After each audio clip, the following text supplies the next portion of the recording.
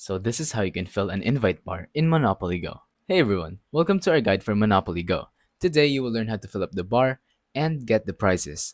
So let's go ahead and open Monopoly Go. And as you can see from the bottom right, there is a friends icon. Just simply tap on that and then tap on invite. So, what is this bar for? The more friends that you invite, the more prizes you get. So, if you invite one friend, you get 20. If you invite three friends, you get 60. If you invite six friends, you get 100.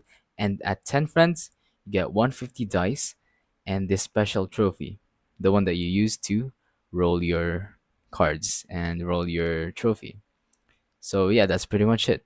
How do you actually invite people? Now there are two buttons, the orange one and the blue one. If you tap on the blue one, you have to connect your Facebook account to this game so that you can invite your friends. But if you don't want to do that and you just want to share this and not include your Facebook, you can go ahead and tap on the orange button, tap on copy, and then just share the link to anyone who would want to play this game. If they log in, you can add that to the counter. So it will be 1 out of 10 friends, and if you invite 10 friends, it's going to be 10 out of 10, and you will receive this, the 150 dice and the trophy.